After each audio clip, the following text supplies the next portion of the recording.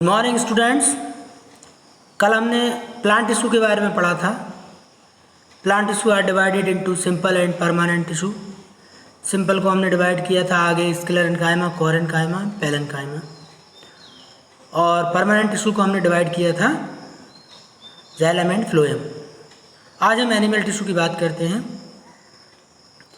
तो हमने फिर से शुरू करेंगे। Cell is the basic unit of life. Cell जो आपस में कार्य में और स्ट्रक्चर में एक सी रहती हैं उनको टिश्यू कहते हैं, और एक सी टिश्यू आपस में मिलकर कोई ना कोई एक ऑर्गन बनाते हैं।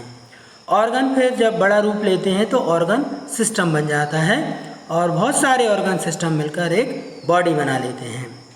हमारे शरीर में भी बहुत से ऑर्गन सिस्टम काम करते हैं, जैसे डाइजेस्टिव सिस्टम भोजन पचाने का काम करता है। रेस्पिरेटरी सिस्टम के द्वारा हम सांस लेते हैं, जिससे ऑक्सीजन मिलती है, और ये हमारे शरीर के सभी सेल तक ऊर्जा पहुंचाने का काम भी करती है।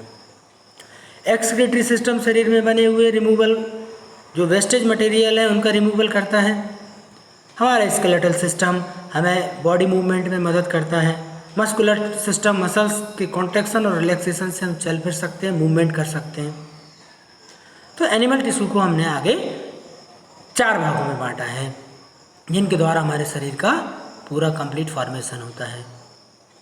तो सबसे पहले हम बात करते हैं एपिथेलियल कनेक्टिव एपिथेलियल टिश्यू की।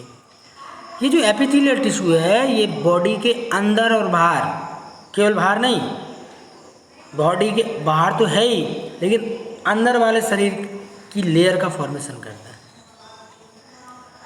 ये 5 प्रकार की रहती हैं। सबसे पहले स्क्वैमस एपिथेलियम। ये जो हमारे शरीर के ऊपर एक पतली सी स्किन चढ़ी रहती है, जो बार बार झड़ती रहती है नहाते समय, इसको हम बोलते हैं स्क्वैमस एपिथेलियम। सिंगल सेल की ये बनी होती है लेयर, और हमें सबसे पहला फर्स्ट लाइन ऑफ डिफेंस का काम करती है। बाहर से आने वाले कोई भी माइक्रोब्स इस फर्स्ट लाइन ऑफ डिफेंस से टकरा के वहीं रुक जाते हैं, शरीर में एंटर नहीं कर पाते। Squamous epithelium. दूसरा है क्यूबॉइडल एपिथेलियम। इसकी नीचे की जो लेयर है, यदि हमारे एपिथेलियल टिश्यू की लेयर क्यूब शेप्ड है, जिसकी लंबाई चौड़ाई बराबर है, तो इसको हम क्यूबॉइडल एपिथेलियम बोलते हैं। यदि सेल लंबे लंबे आकार के कॉलम बना रही हैं, पिलर, तो उनको हम बोलते हैं कॉलमनर एपिथेलियम। यदि उनके अंदर छोटे छोटे बाहर बारीक बारीक से रेसे हैं, हेयर लाइक स्ट्रक्चर, जो कि हमारे ओवरी में पाए जाते हैं, ओविडक्ट के द्वारा ओवर रिलीज करने में मदद करते हैं। हमारे नेसल पैसेज में पाए जाते हैं, जो छोटे छोटे हेयर हैं उनके अंदर बाहर से आने वाले जो धूल के मिट्टी के कण हैं वो रुक जाते हैं, तो सिलियरी एपिथेलियम। और अगला है ग्लैंडुलर एपिथेलियम। शरीर में बहुत सारी ग्लैंड्स रहती हैं। सलाइवरी ग्लैंड मुंह में सलाइवा सिक्रेशन करती हैं। सीबेसियस ग्लैंड ये पसीना सीक्रेट करती हैं, ठीक है। इसके अलावा लैक्राइमल ग्लैंड आँख से आंसू सीक्रेट करती हैं। सीरोमिनस ग्लैंड कान में से जो मोम जैसा पदार्थ निकालती है। तो इस तरह की ग्लैंडुलर एपिथेलियम को जो है ग्लैंड्स नाम देते हैं, ग्लैंडुलर एपिथेलियम। दूसरा हमारा टिश्यू है मस्कुलर टिश्यू। हमारी बॉडी में बहुत सारी मसल्स हैं।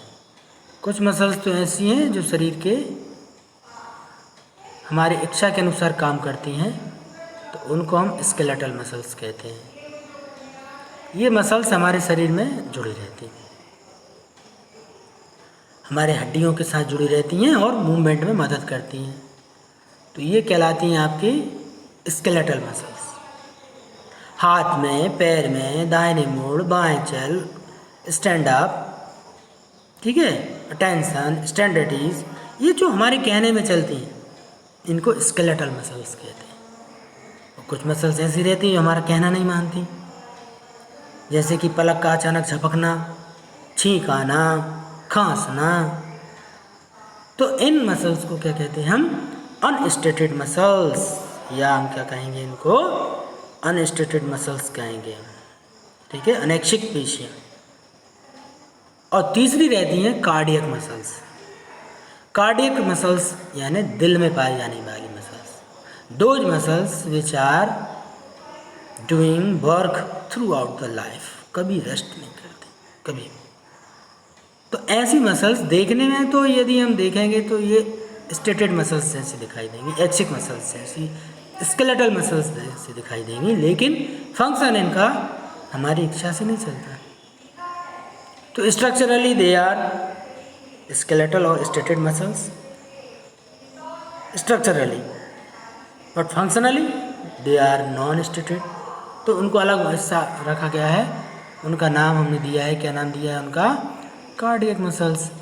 तो ये जो दिखाई दे रहे हैं आपको डायग्राम में, ये डायग्राम है आपका स्टेटेड मसल्स, स्मूथ मसल्स और कार्डियक मसल्स का। ठीक है, तो ये तीनों आपको ध्यान में रखना है। स्टेटेड मसल्स हमारे कहने में रहती हैं, अनस्टेटेड मसल्स हमारे कहने में नहीं रहती। कार्डियक मसल्स देखने में तो ये ऊपर वाले जैसे दिखाई दे रही हैं, लेकिन फंक्शन इनका अनस्टेटेड जैसा है, इसलिए इनको अलग हिस्सा किया गया है। ये हमारी कार्डियक मसल्स। थर्ड टिश्यू है हमारा कनेक्टिव टिश्यू। ठीक है, कनेक्टिव टिश्यू को आगे हमने बांटा है proper connective tissue, skeletal connective tissue और फ्लैट कनेक्टिव टिश्यू। ठीक है, इसके बाद न्यूरल टिश्यू पढ़ेंगे हम। तो ये जो है कनेक्टिव टिश्यू आपका मस्कुलर टिश्यू दिया है, और इसी में है आपका कनेक्टिव टिश्यू, ये वाला हिस्सा। ये जो आपको डायग्राम दिखाई दे रहा है, इसी को कनेक्टिव टिश्यू नाम दिया है। ठीक है, ये diagram types of connective tissue. तो इसमें आप देखेंगे सबसे पहले प्रॉपर, फिर स्केलेटल और फ्लैट। प्रॉपर दो प्रकार का है, लूज कनेक्टिव टिश्यू और dense connective tissue. Loose areolar है, स्किन में बीच बीच में एयर जैसे गैप भरे रहते हैं, गद्देदार। इस प्रकार के टिश्यू को एरियुलर लूज कनेक्टिव टिश्यू कहेंगे। एक टिश्यू रहता है जिसके अंदर छोटे छोटे फैट के ड्रॉपलेट्स पाए जाते हैं, फैट भरा रहता है उनके अंदर, इसको हम एडिपोज टिश्यू कहते हैं। डेंस कनेक्टिव टिश्यू के दो एग्जाम्पल हैं, tendon and ligament. Ligament tissue connect to different bone, यानी बोन को बोन से जोड़ने वाला टिश्यू क्या है? लिगामेंट, डेंस कनेक्टिव टिश्यू है। और टेंडन क्या करता है?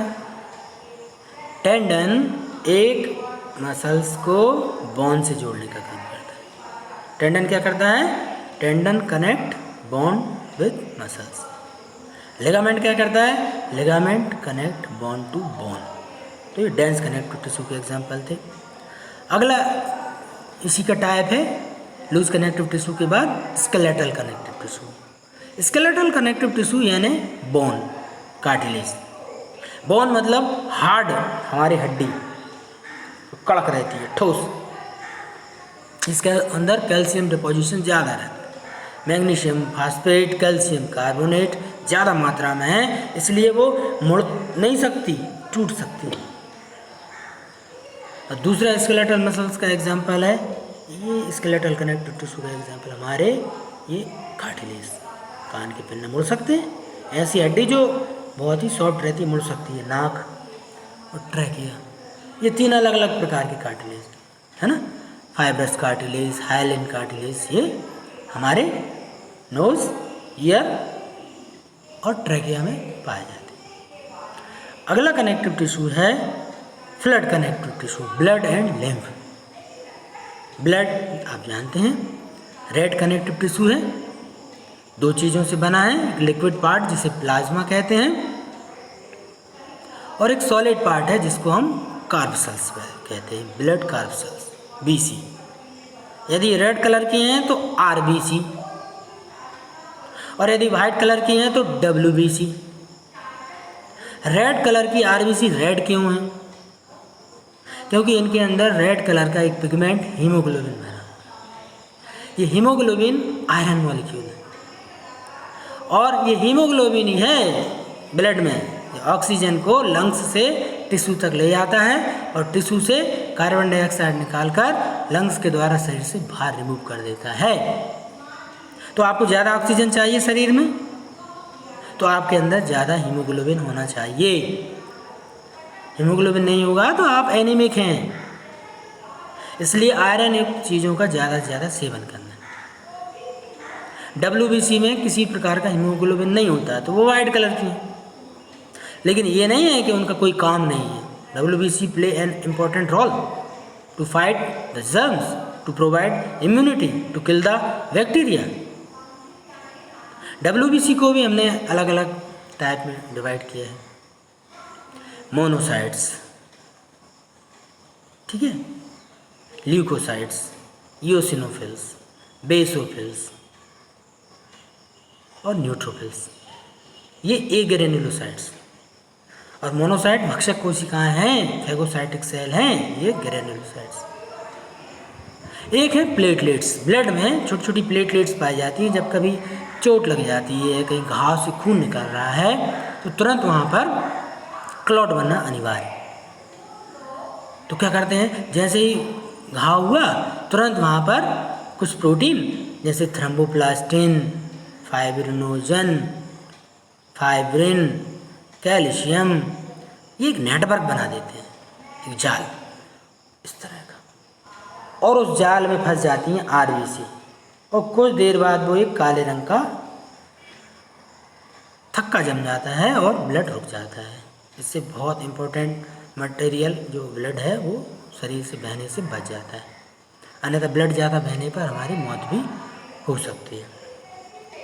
अगला जो कनेक्टिव टिश्यू है, फ्लूइड कनेक्टिव टिश्यू, इसका नाम है लिम्फ। लिम्फ वाइट कलर का रहता है, हमारी ब्लड वेसल्स के पैरेलल लिम्फेटिक वेसल्स चलती है। ये जो हमारे कान के नीचे छोटे छोटे टॉन्सिल्स हैं ना, दीज आर लिम्फ नोड। हमारी पूरी बॉडी में छोटे छोटे लिम्फ नोड सब जगह हैं। कभी भी इन्फेक्शन होता है, चोट लगती है, तो ये लिम्फ नोड जो है वो फूल जाते हैं और WBC का ज़्यादा फॉर्मेशन करते हैं, ताकि जर्म्स को ये किल कर सके। इसके बाद का सबसे लास्ट है आपका कनेक्टिव टिश्यू, कौन सा? Nervous connective tissue, nerve, that means neuron. इनके अंदर एक कैपेबिलिटी होती है कि ये हमारे दिमाग तक विभिन्न प्रकार के मैसेज को लेकर पहुँचते। सेंसरी ऑर्गन, आँख ने क्या देखा, नाक ने क्या सूंघा, जीभ ने क्या चखा, कानों ने क्या सुना, ये सब इंफॉर्मेशन गैदर करके यहाँ ब्रेन में ले जाती हैं। इन सेल को न्यूरॉन कहते हैं। तो जो इंफॉर्मेशन लेके जा रहे हैं they are called sensory neuron. अब ब्रेन डिसाइड करेगा कि ये क्या निर्णय लेना है, इसका क्या करना है इस इंफॉर्मेशन। तो इंफॉर्मेशन की प्रोसेसिंग होती है ब्रेन के अंदर। This is central processing unit of the body.